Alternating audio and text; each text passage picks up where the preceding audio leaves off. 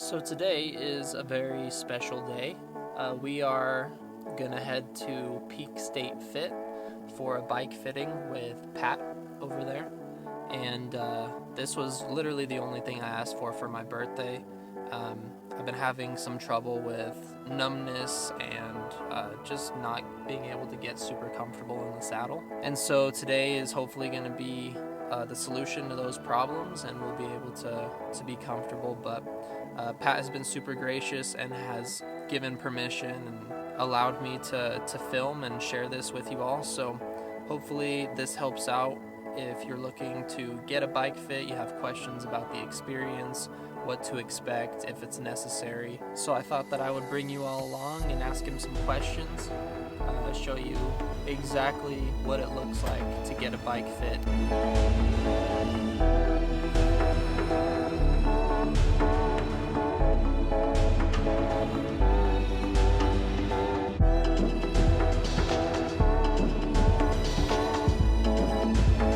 Peak State Fit is 3 years old. We were originally under the name of Entelechy Coaching when my wife and I lived in the Southeast. Made some transitions, worked with a different coaching company, and met a lot of people in the community. And we made the decision to kind of branch out and do our own thing. For the first 2 years of doing fits in Salt Lake, we were performing them out of our, so this was 5 years ago, doing them out of our second bedroom in our house, and then graduated into a larger space in the downstairs of this building where we didn't have any windows, and it was just a long skinny room, and it worked well for about 2 years. And then last year we landed this place up in U West in Salt Lake, and have just continued to grow ever since. My approach is pretty grounded in movement, so I like to start with dialogue on your previous issues, previous injuries, pains and discomforts that you typically get on a bike. And then I'll take you through a full movement screen where we'll kind of peel back the layers of why you move the way you do, any previous injuries that have led you to today in movement, and how your brain and your body have compensated over time to continue moving forward.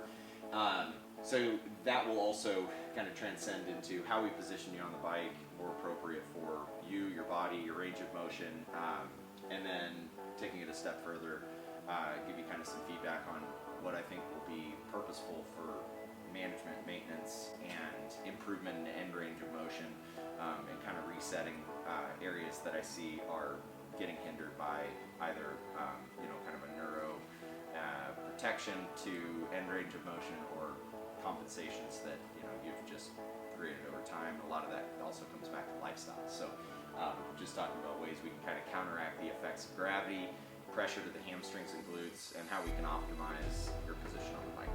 So when should people look at getting a bike fit? Like, is it for everybody? Is it just when you're serious? Yeah. Why is it important? I believe that fitting is for everybody. I look at the bike fit more so as a means to start thinking analytically about how your body moves and functions. And if you enjoy riding a bike and it's in any way uncomfortable or painful, it makes it a lot less fun to do. When the bike is appropriately positioned for you, you're going to want to ride it more, and you're going to enjoy it more. So I definitely think it's for everybody. And then today's day and age and our lifestyles and being so plugged in with computers and phones, it has such a huge impact on, not only our postural alignment and, how we feel day to day, how to help accommodate for imbalances, pains and discomforts that you get just in your everyday life. If that complements the position that you have on the bike, but it also helps make you feel better every day, then it's a huge win. I don't know, just for those that don't necessarily have access to a fit or Sure. anything like that, do you have any tricks for like doing a little home fit by yourself? Yeah, definitely. But there are definitely ways to, get yourself started. And I great when people want to tinker. And more often than not, people are a little reluctant to turn wrenches on their bike and make adjustments and try to figure out what feels right, what feels better than before. And there are a lot of misconceptions as well about, your position. So I think ultimately there's a great little guide from Retool Technology on YouTube with Kelly Starrett, who's a movement specialist and PT.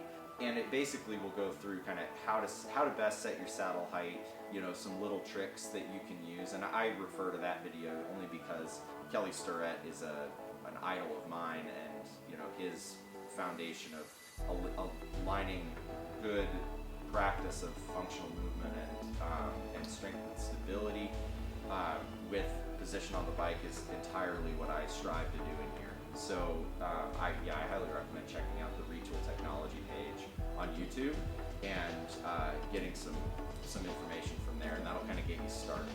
So a bike fit isn't necessarily like one time and you're done. Like, can your fit change over time? And Yes. You always want to check in on it. Absolutely. Yeah, fit changes over time with improvements in flexibility and mobility, improvements in strength, changes in your distance of event, whether it's, you're going from doing road racing to a 70.3, and you're using the same bike for it, those positions might look a little bit different. Same thing with an Ironman. If you're going from doing sprints and Olympics into a full distance Ironman, the comfort factor goes up, and the aero performance goes kind of sort of a little bit takes a back seat to that comfort gain, because you need to be comfortable for 112 miles. And then I believe that a comfortable position is a fast position. So comfort always takes the cake on being the top priority here. So, first thing we look at when we're assessing the position is kind of looking at the drive shaft, look at how the body's positioned, tilt of the pelvis, extension to the bottom of to the pedal stroke, and then of course looking at how this lower leg is positioned, because everything that we produce up the chain is going to start at the feet. And so, if we have a sensation, Danny coming in explaining that he feels really, really quaddy, using a lot more quadricep than he is glutes and hamstring. If we're not loaded appropriately into that ankle and encouraging good proprioception up to the glutes, up to the posterior chain, and then also looking at pelvic tilt, that he's really neutral on this saddle. He's not really positioned in a way that's going to be effective for athletic. Starting here, like every other sport in the world, this is our starting position. We're never tucked under. Aaron Carson once said to me, by way of another strength and conditioning specialist, that nothing athletic ever happened with a neutral pelvic position, and I still hold this to be true.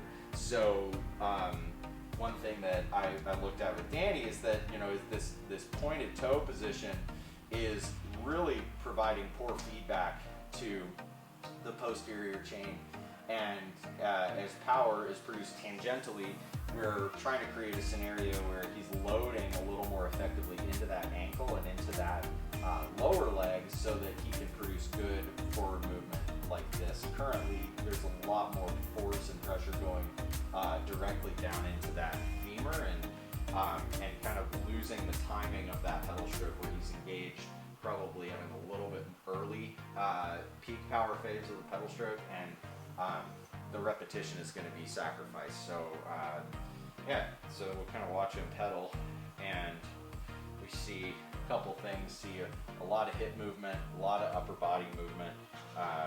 We'll also see how this lower leg just continuously points throughout that pedal revolution. We also just assess the position of his cleat relative to his metatarsal bones, and it's a little bit too far forward. So we'll kind of make a few adjustments, bring his saddle into a little more anterior tilt so that he can settle into that position and get a little more comfortable into a more athletic pelvic tilt, and give him a little bit of a better environment for his legs to get better neurofeedback from the angle of that ankle as he prepares to fire through the pedal stroke. You can see the right side wants to kind of internally rotate, partially because of the length, and then also secondary effects of having the causes of the leg length discrepancy hindering the activation and recruitment of that glute mid and the stability at your hip. So we're post-fit now. The image to the right is actually, these should be inverted, but this is his before image, and you can see just how hunched at the shoulders Danny is. A lot of posterior tilt of the pelvis, really neutral, a lot of hip movement, and then the arms are really locked out. So there's, you know, a lot of things going on here that are really being impacted by Danny's saddle position, the saddle lie, his body balance, his overall mass distribution over the bike. So when we made adjustments to the fit, we first started by addressing his saddle position, meaning his tilt, his saddle height, as well as his cleat position. So in an earlier part of the video, we talked about, you know, pointed toe, really getting a lot of quad drive through the pedal stroke, and then of course, you know, talking about posture, his posture being kind of thrown off by the tilt of that saddle being a little bit too level. So made some adjustments to the saddle lie, adjusted it to be a little bit more nose down to facilitate good anterior pelvic tilt. Also lowered his saddle height, brought his cleat back because his ankle mobility is a little bit hindered, and so we brought it a little bit closer to 12 millimeters behind his first metatarsal bone, giving a nice purchase, strong push over the center of that pedal with good engagement. And then we changed out his stem, and this is a part of the fit that is going to be more of a progression. He started with 100 millimeter plus 17 stem, which was really, really high in the front. We switched it out for about a plus 10 degree, but same length, and dropped it down 5 mils. So we actually dropped him probably 10 millimeters in the front, giving him a little bit of a more wrist neutral position for the hoods, relaxing his elbow, giving him better posture up to the neck, and then of course being in a much more engaged, athletic anterior pelvic tilt position.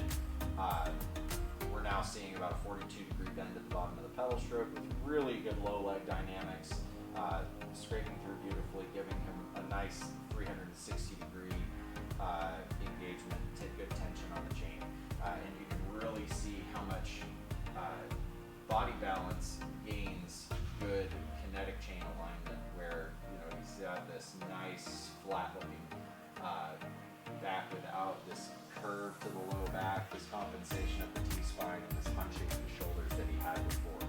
So some of the solutions we were seeking to address for Danny today were mostly in the realm of overall contact point discomfort. He was having some saddle discomfort, along with numbness in that saddle region, hand numbness. His neck was getting tight and tired on rides, and then we talked a lot about his, you know, his lifestyle, his day-to-day life, and how much time he's seated in flexion. And so a lot of this impacts his overall hamstring range of motion. So overall, he started out a little bit too high.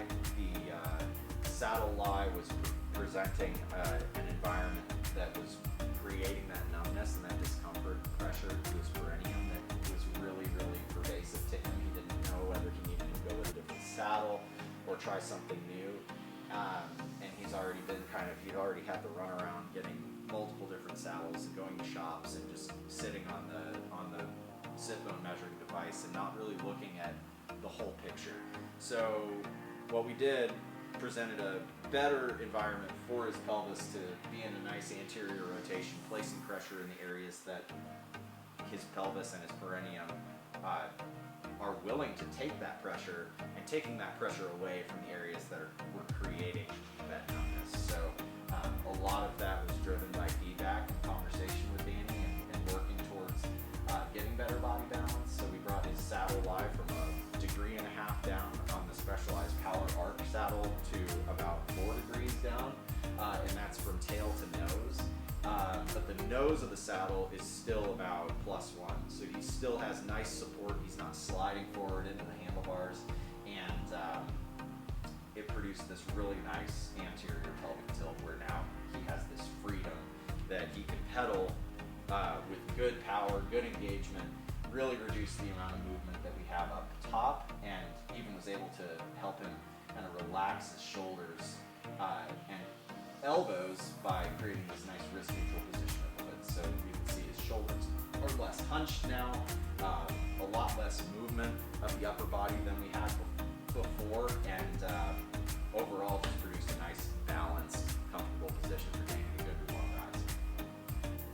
Alright you guys, so that's the end of the video. I'm sorry if it was a little more on the boring side, not as adventurous, but it was such a big deal to me to have such a positive experience in a bike fitting and to be able to document that and make it educational, that I wanted to be able to share that with others. Like Pat mentioned, and I shared it with him, I kind of did go through the runaround beforehand. I got a bike fit done last summer, really didn't solve a single thing, and it was a big bummer. And it's just not been super enjoyable for me since then to ride the bike. And triathloning is something that I really want to get into.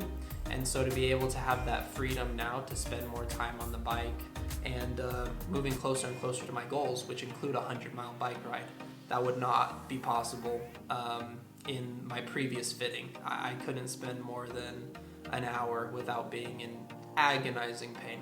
So anyway, I just want to take a second to give a huge thanks to Pat Casey at Peak State Fit, not only for letting me film, but just legitimately doing a good job at fitting, being genuine, being educational, walking me through the process, and just taking pride in his work.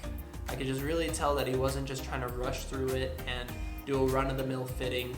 He really wanted me to be able to enjoy being on my bike, and it's just nice to have that relationship now with somebody that I can go back to them and just trust that they're doing everything out of, for the right reasons, and that I can go back to them for my future fits and my future bikes, and just know that I'll always get a good experience out of it.